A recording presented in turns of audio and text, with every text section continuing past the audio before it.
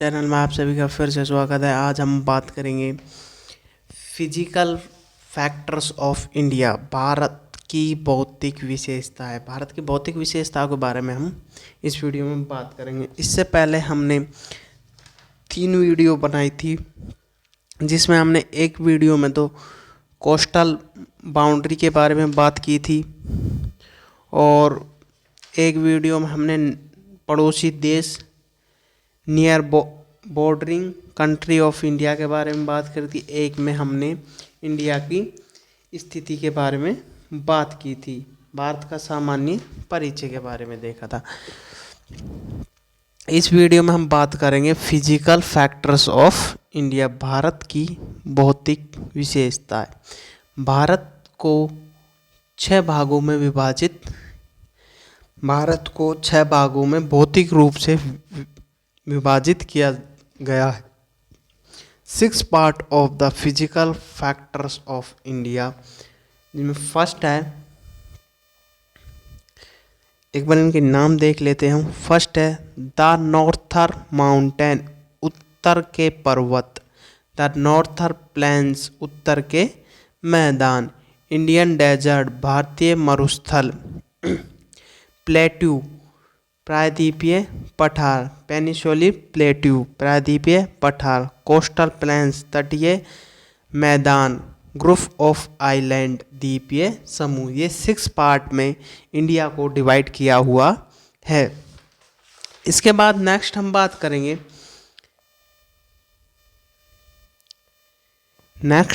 करेंगे, area of India. India का area कितना है?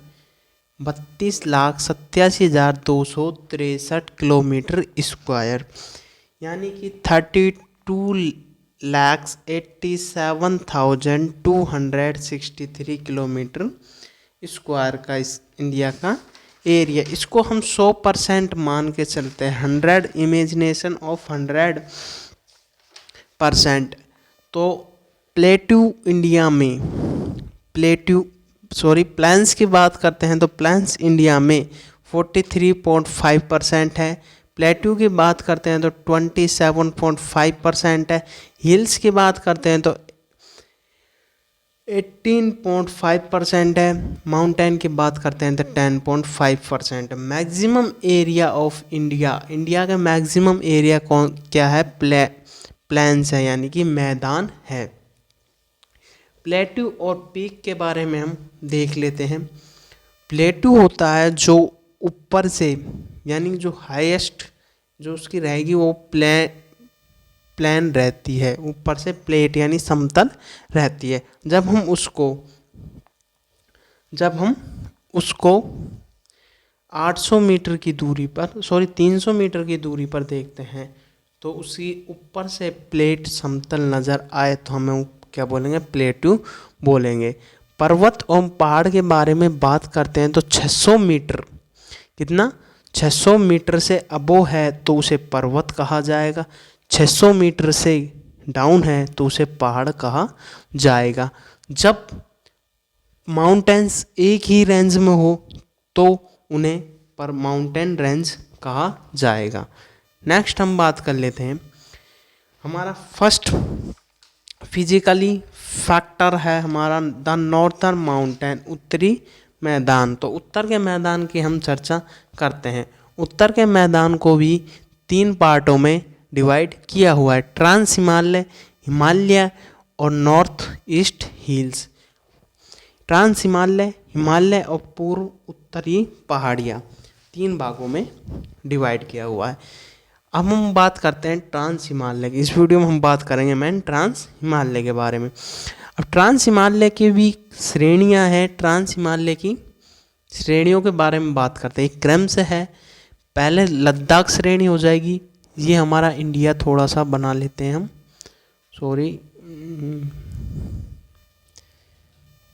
थोड़ा सा देखते हैं। ये हाथ से ठीक नहीं बन रहा, ऐसे है हमारा कुछ इंडिया। तो यहाँ पर ये फर्स्ट हो जाएगी काराकोरम श्रेणी, यहाँ पर सेकंड हो जाएगी लद्दाख, थर्ड नंबर की हो जाएगी जास्कर, और यहाँ पर हो जाएगी ये कैलाश पर्वत श्रेणी।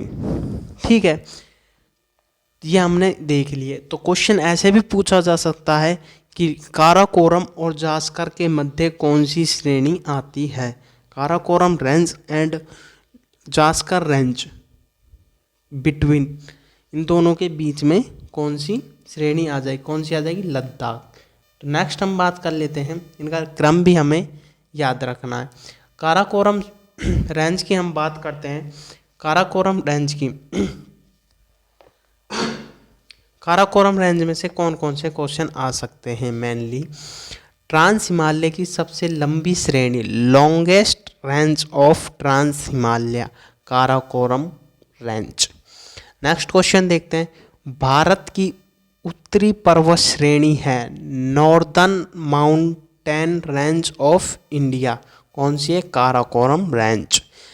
एशिया की रीढ़ किसे कहा गया है, बैकबोन ऑफ एशिया, किसे कहा गया है, काराकोरम श्रेणी को।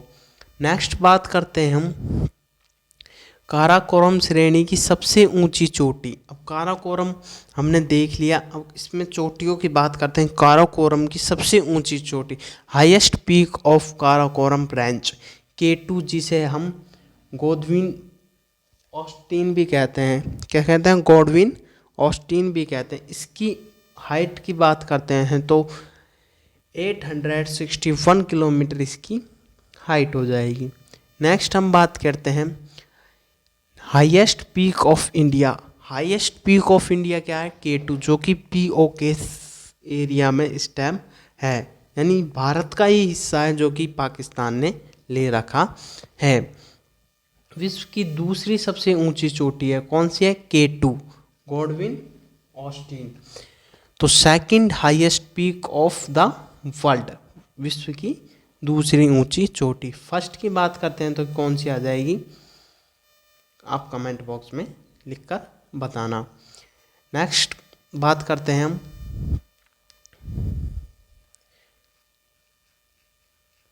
काराकोरम श्रेणी के प्रमुख हिमनद, major glacier of Karakoram range.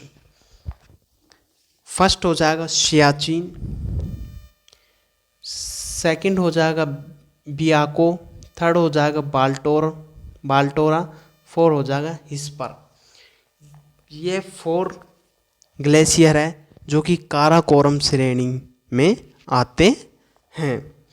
तो जो सियाचिन है, सियाचिन भारत और पाकिस्तान में जो युद्ध हुआ था या ऑपरेशन हुआ था 1984 में, ऑपरेशन का नाम क्या था, मेघदूत। उसमें भारत ने सियाचिन पर अपना कब्जा कर लिया था या पाकिस्तान से उसे ले लिया था। विश्व की, नेक्स्ट हम क्वेश्चन देखते हैं, विश्व की सबसे ऊंचाई वाला युद्ध स्थल, world's highest of battle field, Siachen है।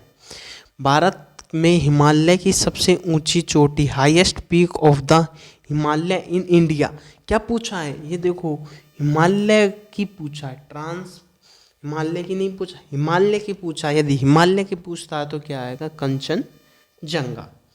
और हमारा क्वेश्चन था कि विश्व की सबसे फर्स्ट नंबर पर कौन सा पर्वत आता है, माउंट आबू, जो कि कहाँ पे है, तिब्बत में। नेक्स्ट हम बात करते हैं लद्दाख श्रेणी। लद्दाख रेंज की बात करते हैं। लद्दाख रेंज में ऐसा कुछ खास नहीं है, बस 2 मेन पॉइंट है।